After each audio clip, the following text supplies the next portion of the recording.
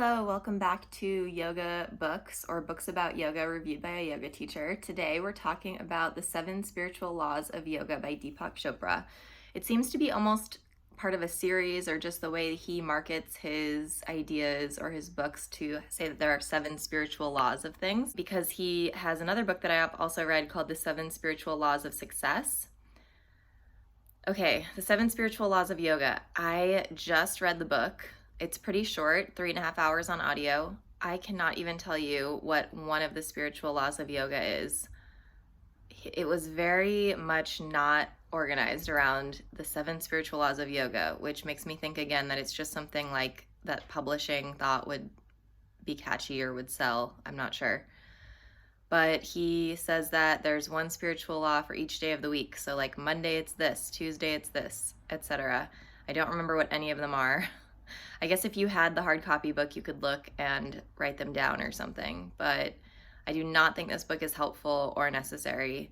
It's definitely just like a bunch of yoga platitudes. It reminded me a lot of being a brand new yoga student and still being amazed when you hear people say things like, balancing on your mat will lead to you being able to balance in the rest of your life. And there's nothing wrong with saying that kind of stuff because, yeah, maybe there's some truth to it, but this book is a whole lot of that. I don't really know how I feel about Deepak Chopra in general. He's so famous that I pick up his books, but I never seem to get anything out of them. I do want to say that if someone does get something out of his books, I am happy for them, and I think that each person finds their own resonance in different things. These books are just not for me. I don't think I'll be picking up another Deepak Chopra book. The one book by him that I did like was Buddha, but it was sort of like a retelling of the story of Buddha, so it was more of a narrative and not like one of these self-help type spirituality books.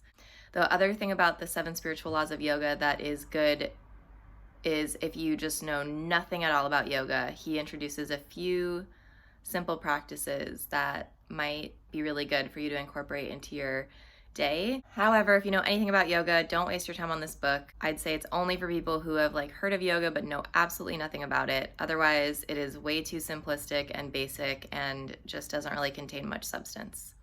Thanks so much for watching. Let me know in the comments if you've read this book, what you think of Deepak Chopra, and also if there are any books about yoga or any books in general that you'd like me to review.